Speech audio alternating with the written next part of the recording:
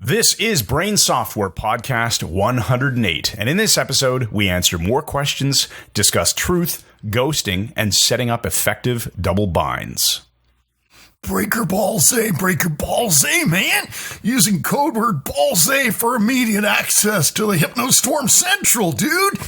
Password BALLSA accepted. Go ahead, Dave. Thanks, man. There's a lot of starshine up here in the Reversicon, and I'm gonna land this pecker soon. Get my $20 ready. Have a great show, Scro. BALLSA out. Roger that, Dave. BALLSA out, and welcome to the Brain Software Podcast. I'm Chris Thompson, and tomorrow I'm Las Vegas bound, along with this dude. Hurrah! A man who believes ZZ Top did the best version of Viva Las Vegas. Because they did. A man who drinks a quart of half and half cream per week. And I'm still thin. And the world's leading senior citizen. A man of my age. Mike Mandel. Oh, Christopher, here we go yet again. Podcast 108, Vegas bound. What a blast. Christopher, it's so formal sounding. I'll call you Christabel if you prefer. Bring back the old one. Yes, we're heading to Las Vegas.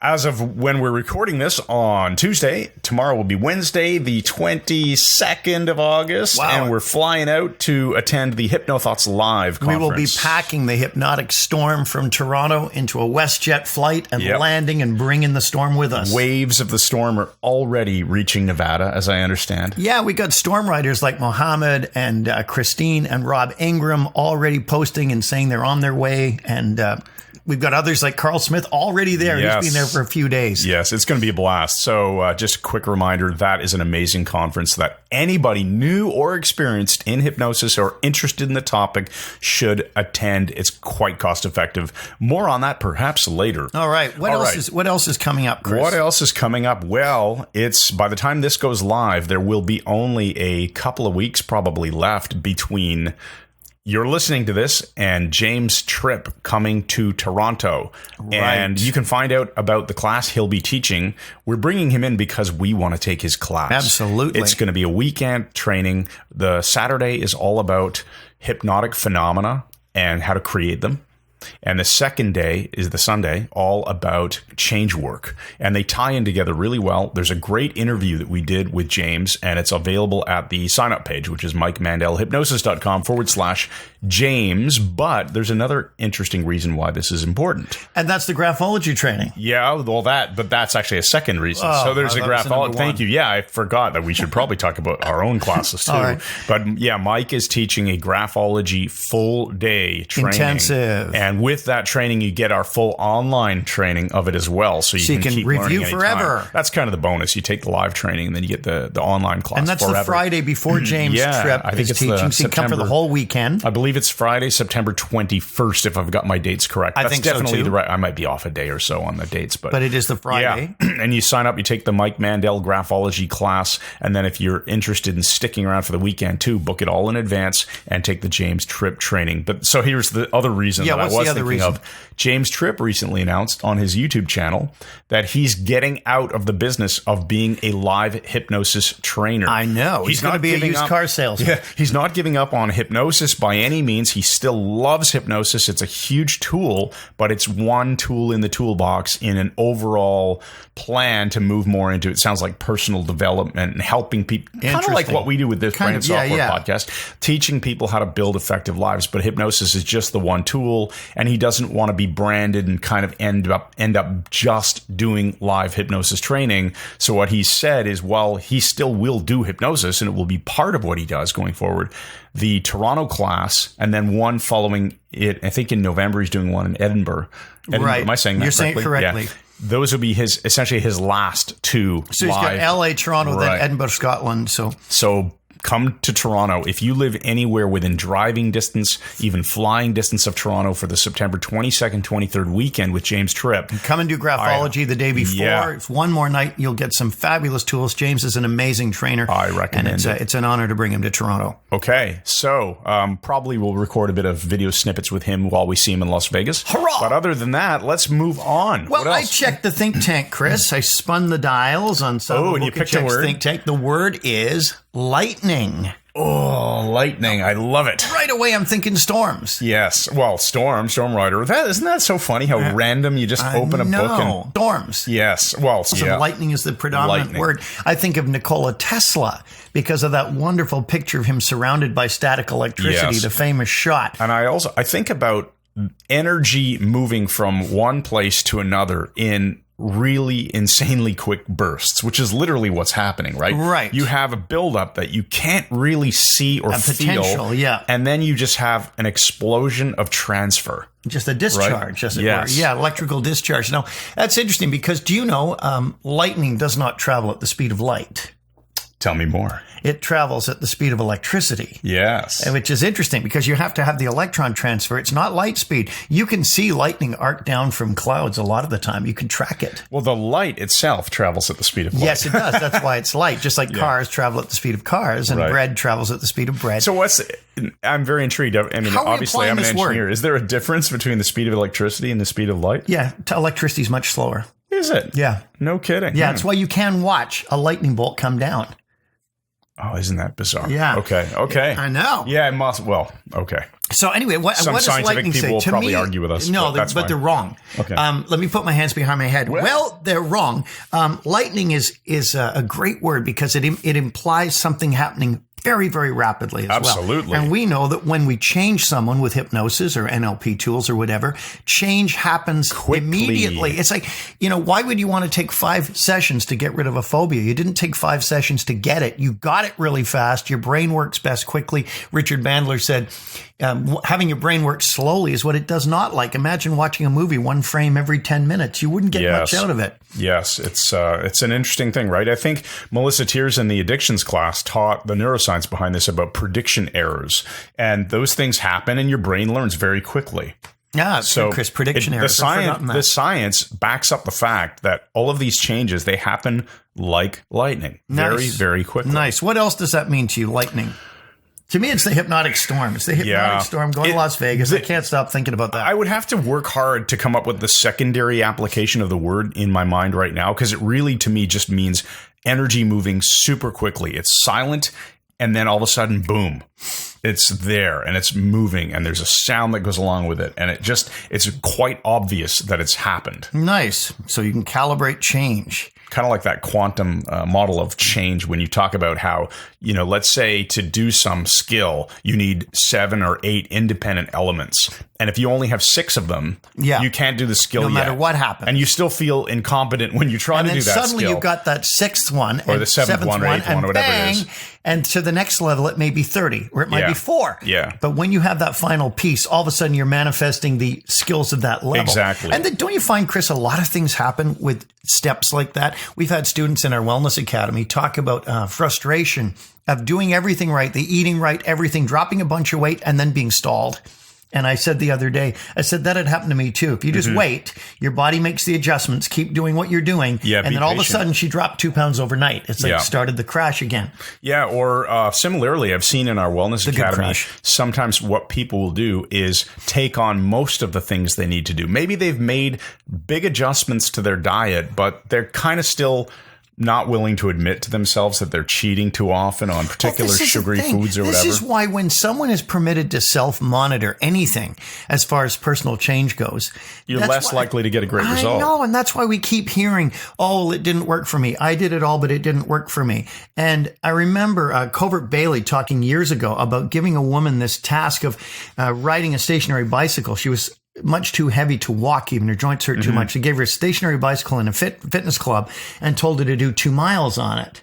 And that was her starting point. And she came in several minutes later and said it was done. And she hadn't broken a sweat or anything. And he said what she had done when she showed him was taken all the tension off and used one foot to just kick the pedal around until it stopped. Just keep kicking it and letting it spin. And thought that was the same. See, when people self-monitor and say, I'm doing everything I'm supposed to make these shifts, often they're not doing it right, though. Remember, I hate to stay on fitness because that's not what this podcast is about, but let's talk about personal change. It is damn important, In my case, when I couldn't drop that last bit of weight, you said to me, too many cheat meals. And I had to look into it and then discovered you were right. It was just, I wasn't monitoring it. When you document it, it's definitely an interesting thing. And on that note, I am willing to work with people online. You didn't know I was going to say this, but no, it sounds like a ruthless I've been so busy, but I really do like working with people to help them overcome their issues. So if you like the idea of what's in the Wellness Academy, but you want a little bit more one-on-one accountability, hand-holding, education, combining all the tools that we have, diet, activity, mental game, reach out to me, chris@mikemandelhypnosis.com, and I'm willing to work with a limited number of people online. And we'll have some fun, and you'll make some. So obviously it's not free, but if you're prepared to invest in yourself and you're interested in this doing is that, the guy to help you. This is the guy who I will be willing to help a few people. Now, I want to talk to you about something else. I want to talk to you about Rudy Giuliani and his dickish comments about truth the other day. And this is all over the I'm web. only vaguely familiar with this, Mike. Well, so am I. Tell me. So I'm going to sort of talk through my hat and pretend I know all about it. Because as you know, Chris, my interest in politics is about the same interest I have in changing the batteries in your remote control. Or snail slime or something. I just have zero interest whatsoever. And I'm essentially in a news-free zone 99% of the time.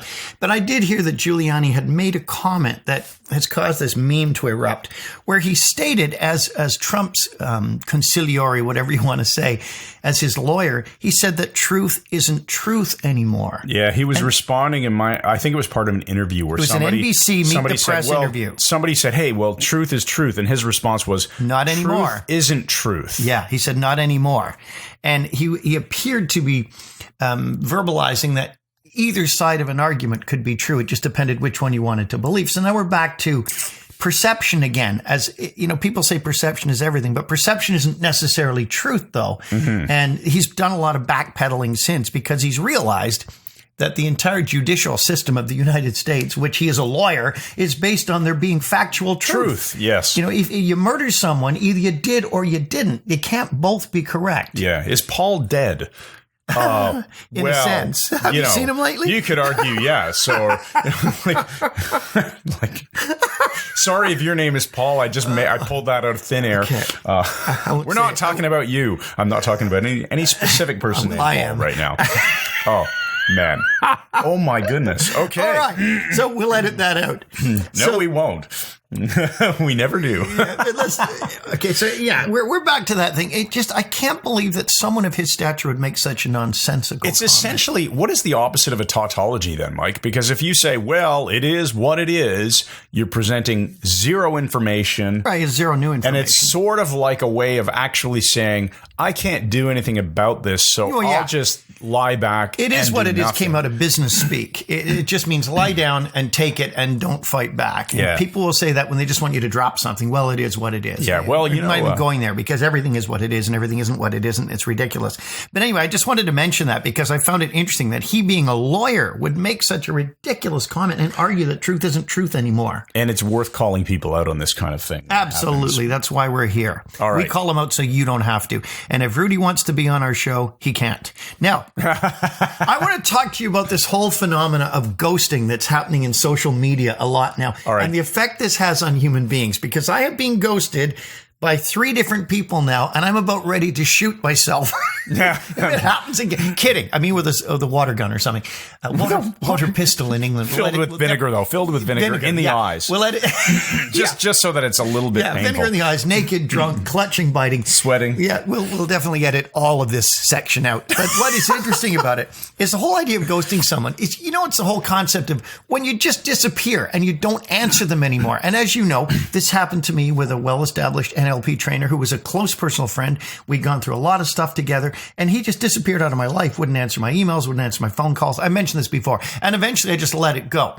But it was driving me crazy because we're back to the Zygarnik effect. The Zygarnik effect means we open a loop, and we want things resolved as human beings. We want resolution. We want to, especially men, we want to nail that box shut and be done with it. And now more than ever, we want that resolution quickly because of the digital age. Oh, and good you point. Text somebody, you're almost expecting, and I'm what's it called when you say you're and you really mean I'm? Dissociating? Yeah, like pushing your words on someone else. Pushing my words. I'm expecting a fairly rapid reply to a text because I know that the recipient has access to it quickly. And I can even see that the recipient has read the text. So you and me and others. I know you always call me on that. I saw you read the text. Why didn't you answer me? You're ghosting me, Mike. But ghosting is like actually disappearing. Now, here's the other 2 times. Remember a number of years ago, Chris, before we started this whole amazing hypnotic storm, I was going to go to England and do a training for someone, a master class. And you were booked to come with me. Yeah. Craig Tutton was supposed to come with me. Before we started working together. I was just going to come and hang out with you. I was taking vacation. And anyway, this guy... 3 months before the training, just canceled it. Yeah. He said, "Oh no, there's not enough interest or something." Yeah. 3 months before. I mean, we booked people right up to the last minute, and so I sort of went, "Oh, okay." Back then, you did, but then I felt weird about it, so I phoned him, and he wouldn't return my calls. He wouldn't return my emails. Again, it was like I did not exist. It drove me freaking nuts until I let go of that again. So it's like a trauma. And now when it's happening to you, all of those feelings come back. Yeah. What is the likelihood I'm going to shoot myself? Yeah. So if I was to not reply to your text for a little while, it would immediately bring up this traumatic feeling. Yeah, I'm going to tell you the best off in a minute. Now, listen, this is hilarious. Now, it's happened a 3rd time, and I'm actually going to name the person this time. It's Bob Burns. Yeah. The Scottish hypnotist. We're going to see him in Vegas. Bob is a freaking great guy. We're going to see him in Las Vegas, and we have a great relationship with Bob, and I love the thing, the swan he does. I mentioned it's Swan. Today, you just handed me my copy of it. I know, I did. Bob sent us each a copy of it, and it's fantastic, and I love a lot of the stuff he does. So he and I had a dialogue right up till July 25th. And I asked him a question. I said, I want to promote your thing. Give me a link. Didn't answer. So I sent him a couple of other text messages through Facebook. Didn't answer. This is how we'd been communicating. Yeah. He had not talked to me in almost a month. No matter what I said, hey, Flying Scotsman, are you there? No answer. Yeah. So finally I saw him talking to somebody else on Facebook. And I said, why are you ghosting me? Yeah. And I think and he denied it. I think he didn't even know what I meant. And he called you Mandel, which I thought was hilarious. Yeah. So anyway, I was about to post. The first thing I'm doing when I get to Las Vegas is neck crank Bob Burns. But I'm not now. I've forgiven him. He's a great guy. He's a freaking great guy. Yeah. I like him a lot. We wouldn't be talking about like this if he wasn't our friend. Buddy, I'm so glad he answered me, even just to say, no, yeah, I'll see you. And put down his hotel room number and everything so we can hang out with him. But I'm saying all this just to let I bet you he just hasn't been on Facebook Messenger. Probably not. Don't leave a loop open with people if they really need an answer. Or conversely, if you want to stress somebody out immeasurably, stop answering and ghost them. Do you get ghosted by anybody? No, but I have been guilty of getting overwhelmed with email and then I'll read an email. Let's say I'm playing with my kids and I take a quick break from it or whatever to go and just catch up on, I know something important needs to be done. Oh, and I happen to see that in fact, I'll name it. So a friend of ours, Justin, the one out in Seattle area, he'd emailed me. And I read the email. I thought, oh, this is a personal email. I want to get back to him at some point, but I can't do it right now. And a month goes by and I realize, crap, I have not emailed Justin back. So then I, do the profuse apology, write to him and continue the dialogue. But that's unintentional ghosting in a sense, isn't it? You were planning on doing that the whole time, weren't you? Scary, he's ghosting you. I'm a comic genius. That was good. Okay, I didn't, it actually came to me partway through. I had a feeling that you were doing that because funny, man. Those of you, obviously, why do I always say that? Those of you who are not seeing us right now. Those of you who are listening. Yeah. Those of you who can't see us because we're not videoing it. But I'm looking at Mike right beside me going, he's doing it right now. Now, I want to talk to you about this salt fix double bind thing because you gave me a great answer on this. You want me to give the backstory? Yeah, do give the backstory. Chris got me into the salt fix, which is a phenomenal book. It's by Dr. James DiNicolantonio, The Salt Fix, basically, he's a doctor of pharmacy. He's written for cardiology magazines. He really knows his stuff. Yeah. And he points out that this whole mythology that salt will kill you is just that. It's a myth to get people's attention off sugar. And then he goes through all the science, how this all happened. You have some brilliant guys like Dr. Dahl, who's about as brilliant as Ansel Keys in steering people in the wrong direction for their health. And I had been reducing salt like crazy and believed all this crap. Because, of course, most family doctors will say, oh, well, if you have high blood pressure, you got to reduce that salt. And it's based on this myth that if you eat salt, you'll get thirsty. If you're thirsty, you'll drink more. If you drink more, you'll retain water and get high blood pressure. But the problem is it's not true. No, it's not. And in fact, the blood actually gets more viscous, right? Which is a problem when you have less salt. Right. You may have a very small reduction in blood pressure, but the viscosity goes up, and that's equally, and so does if your not heart more rate. dangerous. Yeah. So does your heart rate. And also, when you reduce salt, you'll release insulin, which can cause metabolic disorder. You release insulin, it causes your kidneys to retain salt, which is more strain than just having salt. Let your kidneys flush it through. Anyway, bottom line is, the science is super sound in this great, book. But my wife it's a great book. is not. My wife is very artistic, very intellectual, but science isn't her strong point.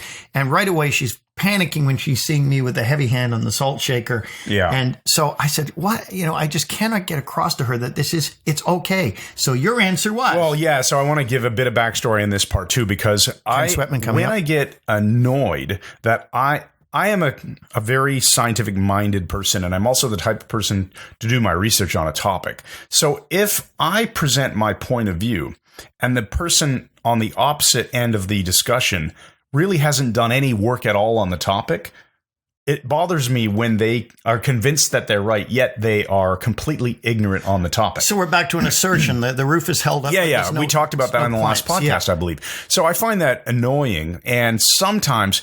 You know how we've also talked in the past about in relationships, people have this nasty habit of treating their spouse or whatever close people in their lives.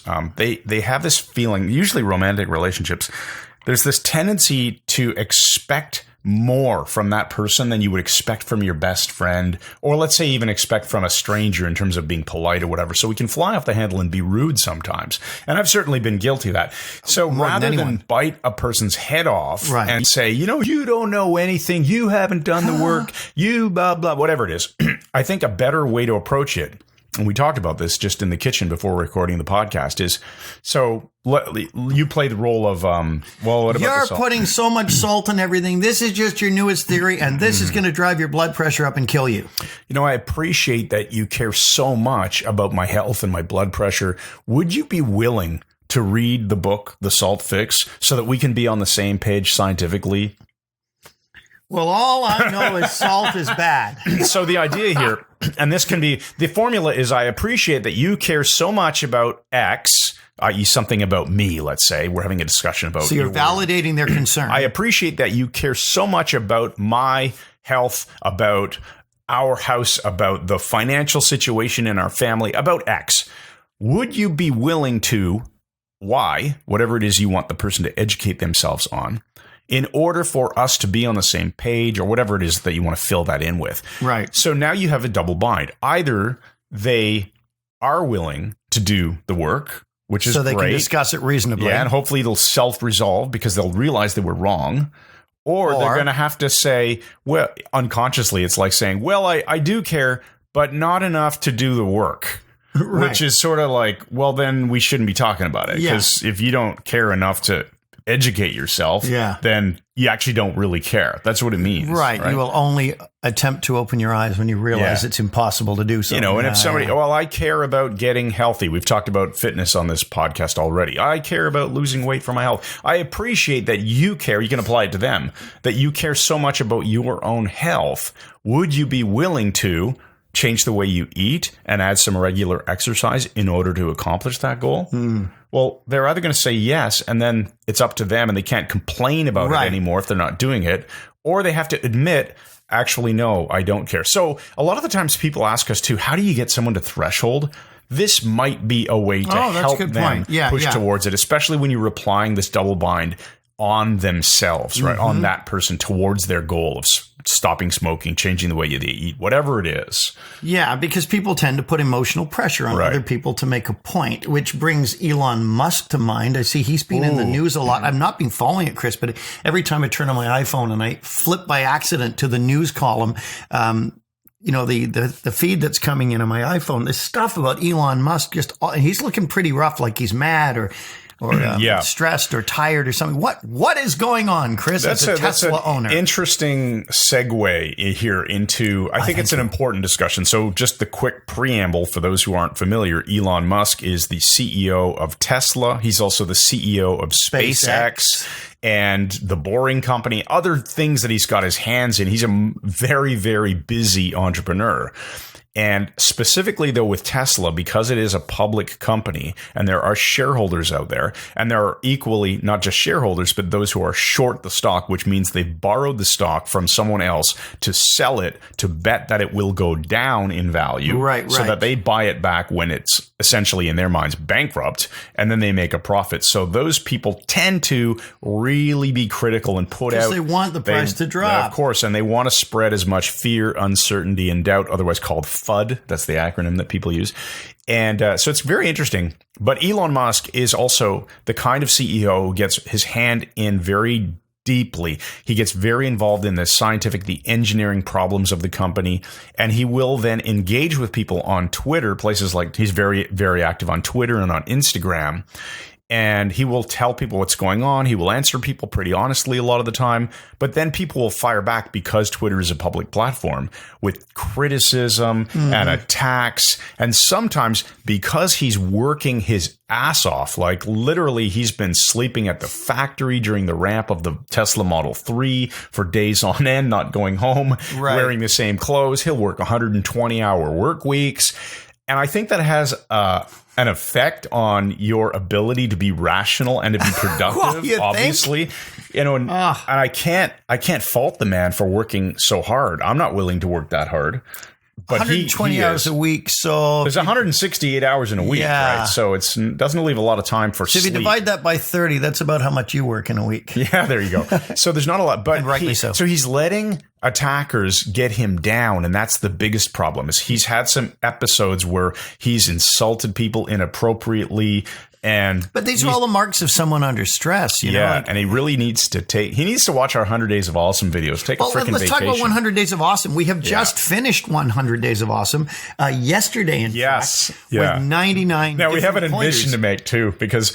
No, we're not going to admit anything. Okay, we won't admit it. No. We won't admit that we were, we missed a day. We were 1 day off. We both missed a video 1 day, and I sent Mike a message. So I said, "Okay, we're both on 99. It's supposed to be day 100, but let's just pretend nothing happened, and we'll just both finish at day 100. Let everyone else think they're wrong." Yeah. So we're admitting it now, so that if someone calls us on it, we're going to say, "Hey, we revealed this on a podcast." You should know what 100 Days of Awesome are by now if you've been listening at all. Go to Instagram. We recommend you start at the beginning. Go to Instagram, punch in hashtag MMH Awesome, and you will see all the posts that people made. Now, we have to decide the winners. I know, which we're going to do during our Vegas trip. And we got some prizes, too, and they're good ones. We have some awesome stuff. It's going to be customized to the winners. I know it is. Let's say the winner already has our Wellness Academy. That can't really be a prize. We give them a backup copy. It's like, here you go. Here's a backup. No. So we'll have to customize things a little bit here, right? Right. But there are going to be prizes. We're going to announce them. We will have already announced them by the time this podcast is live. Yeah, it's sort of a moot point now. On our Instagram channel. So go there. Right. And the Instagram handle is MMH. That's the hashtag. MMH Awesome. Our Instagram channel is just called Mike Mandel Hypnosis. That's me. So search for that. Follow us on Instagram. We'll post some stuff. And now... Yeah, I think it's time we had a word from our sponsor. Jake and Marie Miller have recently moved to small town USA in an attempt to fix their marriage, their children, and their lives. Jake loses his job at the library, and Marie sprains her ankle. And things aren't going well for the children either. But one morning, they awaken and see something amazing. The tree on their lawn has bloomed. When the lawn tree blooms, ba ba ba ba, and the lawn tree blooms, ba ba ba ba, and the lawn tree blooms, the lawn tree blooms, and the lawn tree blooms, ba ba ba ba ba. I look out of my room, he looked out of his room, and then the lawn tree bloomed. Yes, the lawn tree had bloomed. When the lawn tree blooms, blooms, the lawn tree blooms, and anything can happen when the lawn tree blooms. Tonight on the Honey Hallmark Network, When the Lawn Tree Blooms, 8 p.m. Okay, let's take some of our mailbag questions, Chris, because we're moving on in time here, and we have a live webinar to prepare so as we're well. going to be hurrying through a bunch of these. Rushing. I always bug Mike when he says he's rushing. I say, slow down, man. You're like half retired. No rushing. All right, question from Dana in Chicago who asks, I've always found hypnosis to be an interesting subject, but what are the limits? What are the most amazing things that it can do?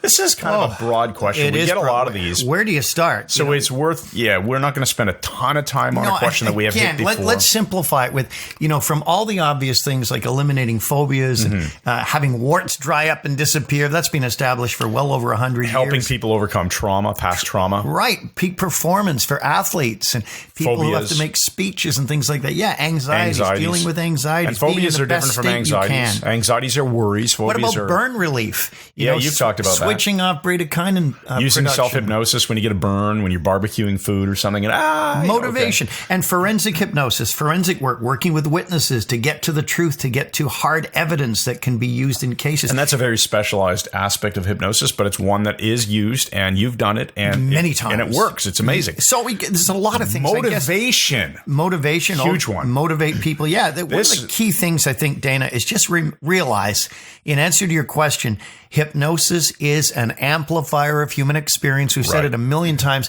Anything you can do as a human, hypnosis can help you do better. This is the one point before we move on that I want to make about the motivation aspect. So hypnosis is an amplifier of human experience. So let's say you go to a hypnotist, and that hypnotist, you are hiring them to help you lose weight. We've talked about that kind of on this before.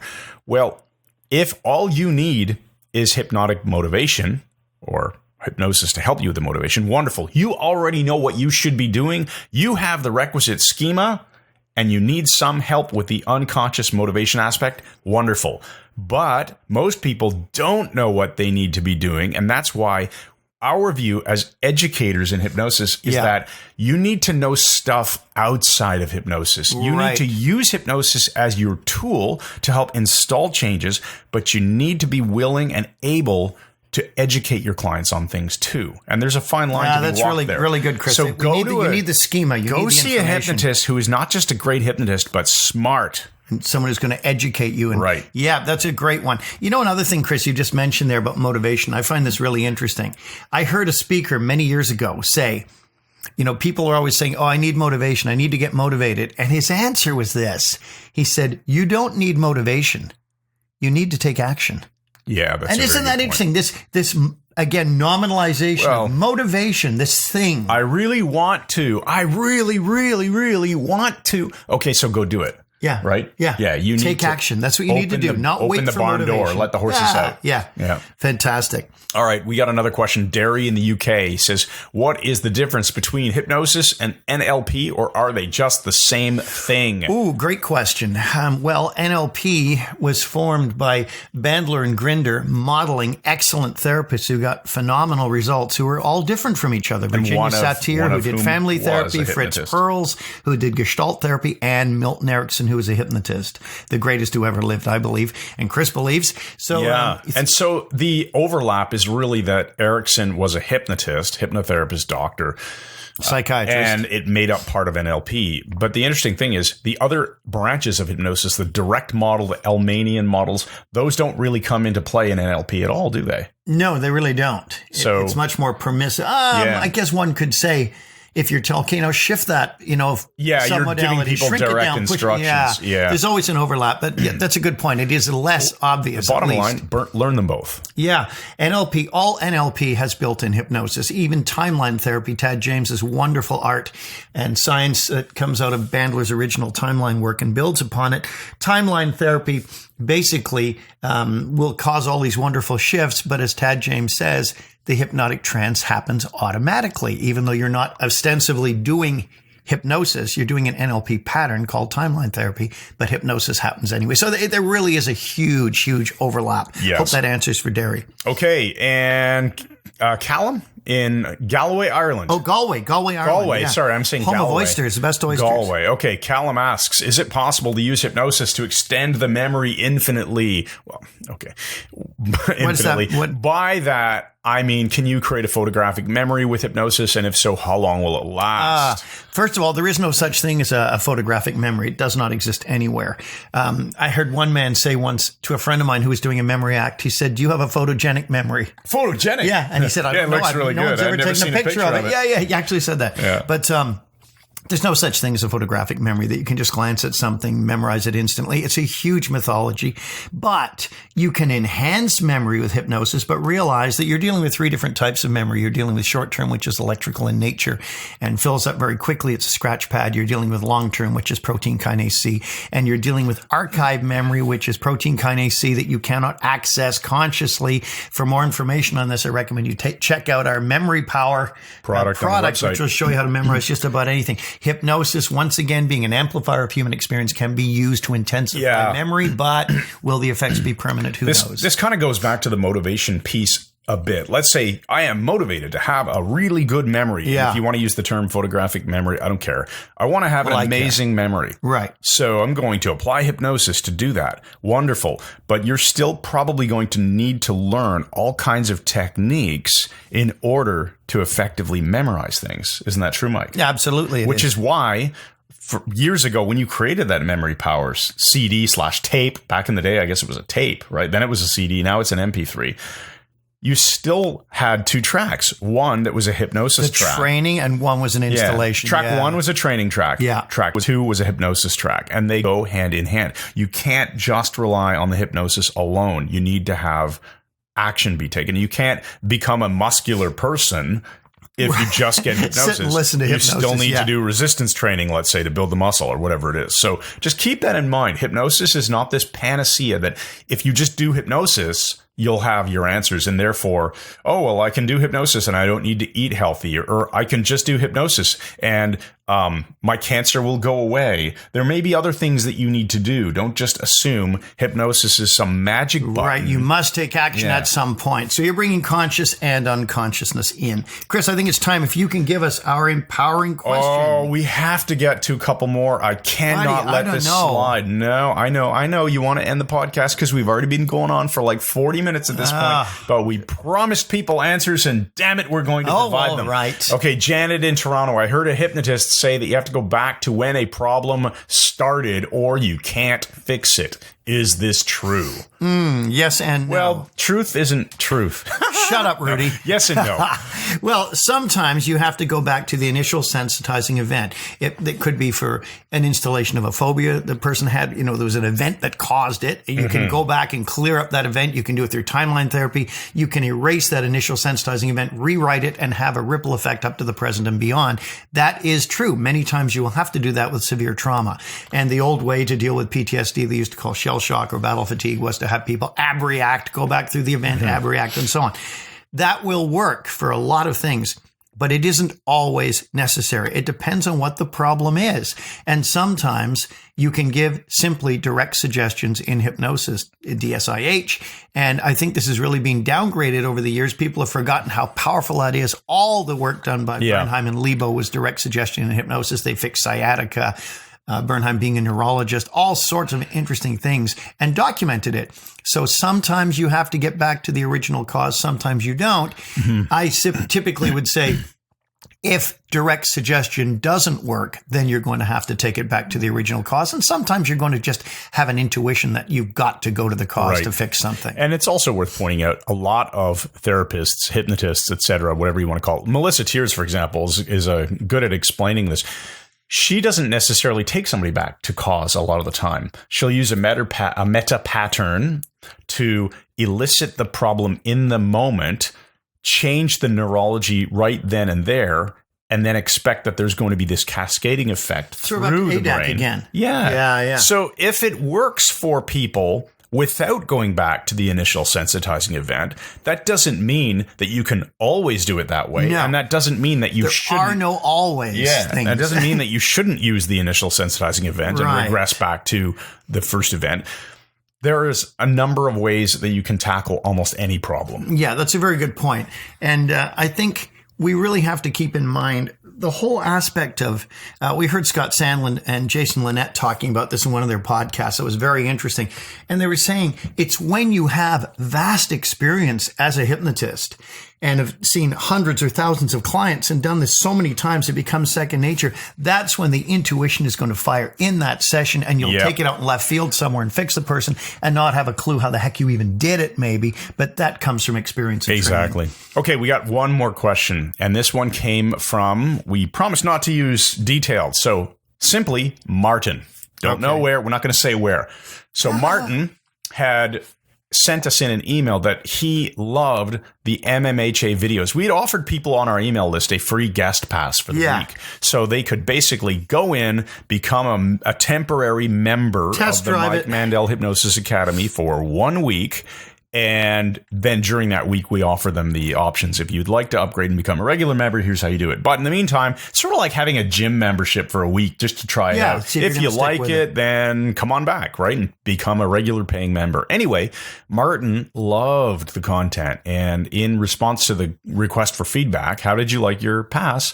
He said, I really loved it, but I had this issue where my partner, so I assume his girlfriend or wife or whatever, that does not approve of any so-called mind manipulation, such as NLP and hypnosis. And as a result, Martin said, I had to watch the videos in secrecy, like covertly watch this material when she wasn't around, and she was not supportive. So it's pornography or something. And she's supportive. Not there's anything wrong with that. She's not supportive of the topic, and as a result of that, would not agree for any kind of subscription to training material. And so we want to discuss that. What do you do when you are interested in a topic like NLP or hypnosis, but your loved one, partner, is ignorant on the topic? And we don't mean that in a mean way. Ignorant just meaning not knowing, and therefore does not support so-called mind manipulation. Right. Well, ignorance is the proper word because it comes from the Greek gnosko, which is to know. It's very interesting, Chris. There's a lot of ways of approaching this that I can see. I really think the person needs to be educated. Yeah. And it's what we hear all the time. You know, I said I was at a wine event years ago when I was a wine writer, apart from doing all this other stuff. A man came up who ran a restaurant. And he said, what do you do? And he said, you're in the wine industry? I said, no, I'm just a writer. And I said, but I'm a hypnotist. He said, I can't be hypnotized. My mind is too strong. Now, he's got a faulty idea of what hypnosis is. He thinks it's the imposition of my will on him. Mm-hmm. And he was too much of an idiot for me to waste my time and explain it to us. I just said, sucks to be you. Yeah. But I think in this case, Martin needs to spend the time to educate his wife on what hypnosis is and what it isn't, and ask her, are you willing to take 5 minutes with me to understand this and what the science is behind it? That's a good use of the double bind. Are you willing if to she says X? No, then it's... Yeah, then it's like, well, you don't have the requisite schema to be able to object in a fair manner. Here's the other way I would deal with this, which I think is freaking brilliant. I'd be thinking in terms of what is it that you are opposed to with manipulation? Not even hypnotic manipulation. Yeah, just manipulation in general. Well, it's controlling people. And telling a spouse they can't study something. How is that not controlling and manipulation? Yeah. Let it self-stultify. Oh, that's Mike. That is freaking genius. Thanks, buddy. What I had written back to him was not as brilliant as what you just said. 162. That's why this guy's my business partner. He's freaking amazing. I wrote back and said, it would be an interesting thing to, for example, watch a comedy together. And when you're both laughing, I don't think this is the exact example I used, but the idea to prove that every form of communication is manipulative. If I talk to my wife and I buy her, like for our anniversary, we just had our 17th wedding anniversary. Oh, congratulations, buddy. Nobody thought you'd make it. Yeah. So how do you think she reacted when I took my daughter out and we went to the local flower shop and I bought her a dozen white roses, and then we distracted her in the backyard. I put the roses on the counter and we brought her inside and she saw them and she was, all warm and heart melting. Nice. And well, that was manipulative. Right? Sure. Of course. So you're changing her state without her permission. And if I put on a really good comedy on Netflix and we start watching it together, have a glass of red wine, and she bursts out laughing, well, she's been manipulated by this comedy, right? Yeah.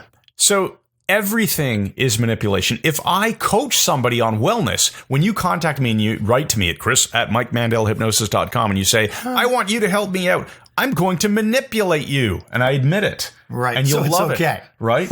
So everything is manipulative. And the question is about ethics and morals and purpose, intent. How many times can I say this? You know, influencing with integrity. That's the bottom line.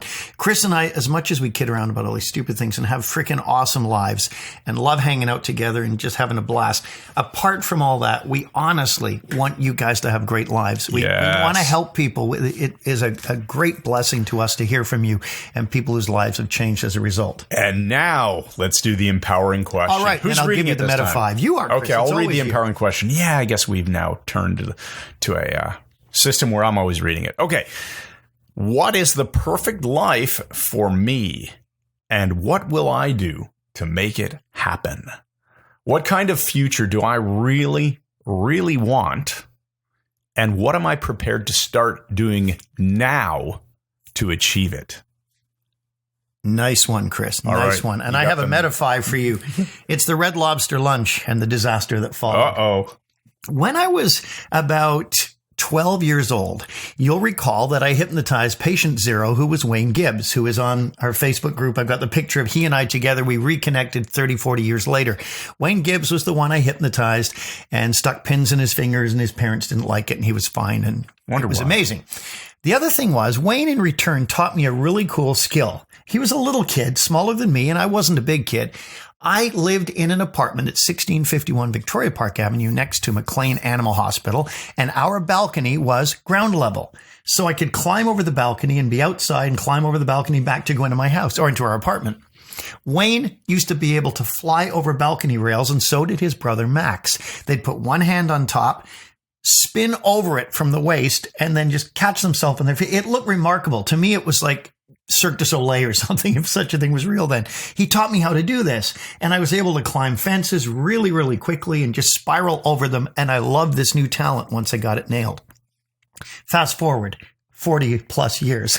Oh, no. I'm at Red Lobster with my wife, Michael C. Anthony, the brilliant stage hypnotist, and our other best friend, and his wife at the time. And we went to Red Lobster for lunch, one of my favorite restaurants. And as we were walking across the parking lot, Mike and I in the lead, our wives following, there was a rail fence around Red Lobster. And I said, hey, let me show you this cool thing I can do. Not having done it in 40 years, grabbed the rail, flipped over it like Jack the Ripper, did it flawlessly. It was hardwired into my neurology, and I felt an impact. And my Doc Marten boot had hit my wife full in the mouth. Oh. And she got a bleeding mouth. And I said, are you okay? She said, no, I'm really hurt. My mouth is bleeding. I felt terrible. And that was the last time I did the Wayne Gibbs fence vault. Thanks, everybody, for listening. This has been Brain Software, episode 108 with Mike Mandel, and I'm Chris Thompson. Make sure that you head on over to our website, MikeMandelHypnosis.com, and on the homepage, you're going to find a free ebook, the Brain Software ebook, full of awesome stuff and some more surprises. So we'll see you in the next episode, and good night! I looked out of my room. I looked out of my room. And then the lawn tree bloomed. Yes, the lawn tree had bloomed. And the lawn tree bloomed. Yes, the lawn tree bloomed. And the lawn tree bloomed. The lawn tree bloomed. He looked out of his room. He looked out of his room. And then the lawn tree bloomed. And the lawn tree bloomed. And the lawn tree... The worst song in history.